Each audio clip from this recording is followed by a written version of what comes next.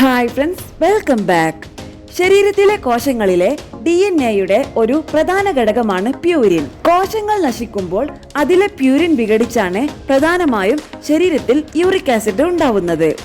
കൂടാതെ നമ്മൾ കഴിക്കുന്ന ആഹാരത്തിലെ മാംസം, മത്സ്യങ്ങൾ, മദ്യം തുടങ്ങിയവ പ്രോട്ടീൻ വിഘടിച്ചു പ്യൂരിൻ ഉണ്ടാവുകയും അതിൽ നിന്നും ധാരാളമായി യൂറിക് ആസിഡ് ശരീരത്തിൽ ഉണ്ടാവുകയും ചെയ്യുന്നു. സാധാരണയായി പുരുഷന്മാരിൽ 3 മുതൽ 7 വരെ mg/dl യൂറിക് ആസിഡ് ആണ് കാണാറുള്ളത്.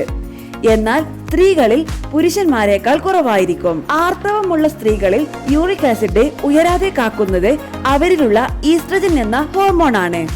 ഈ ഹോർമോണിനെ യൂറിക് ആസിഡിനെ മൂത്രത്തിലൂടെ പുറന്തള്ളാനുള്ള കഴിവുണ്ട്. യൂറിക് ആസിഡ് 70% മൂത്രത്തിൽ കൂടിയും ബാക്കി 30% മലത്തിലൂടെയും പുറന്തള്ളപ്പെടുന്നു. യൂറിക് ആസിഡ് പുറന്തള്ളാതെ ശേഷിച്ചാൽ അവ ശരീരത്തിൽ അടിഞ്ഞുകൂടാൻ തുടങ്ങും. സന്ധികളിൽ ഉണ്ടാകുന്ന അസഹനീയ വേദനയാണ് യൂറിക് ആസിഡ് കൂടുന്നതിന്റെ പ്രധാന ലക്ഷണം.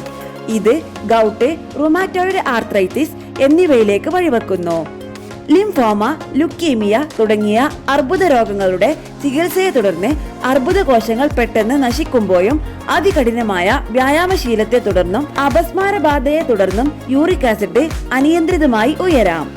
യൂറിക് ആസിഡ് വളരെ കൂടുതലായാൽ വൃക്കയിൽ കല്ല്, വൃക്കസ്തംഭനം എന്നീ സങ്കീർണ പ്രശ്നങ്ങൾ ഉണ്ടാകാം. യൂറിക് ആസിഡ് ശരീരത്തിൽ കൂടുതലായി കാണപ്പെടുന്നത് പ്രധാനമായും 3 കാരണങ്ങൾ കൊണ്ടാണ്. കോശങ്ങൾ നശിക്കുമ്പോൾ ഉണ്ടാകുന്ന പ്യൂരിൻ വിഘടിച്ച് ഉണ്ടാകുന്നത് യൂറിക് ആസിഡ് ആണ്.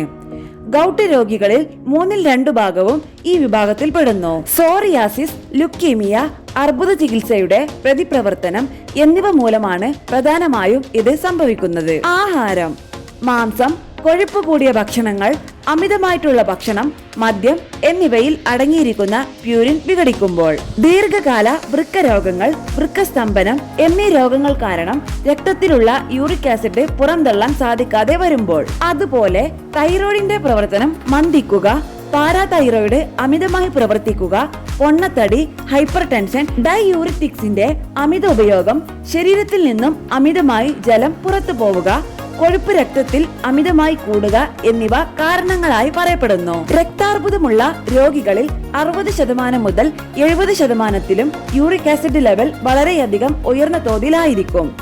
ഈ രോഗികളിൽ കോശങ്ങളിൽ ഉണ്ടാകുന്ന വളരെ വേഗത്തിലുള്ള പരിണാമത്തിന്റെ ഭാഗമായി യൂറിക് ആസിഡ് അമിതമായി ഉൽപ്പാദിപ്പിക്കപ്പെടുന്നു.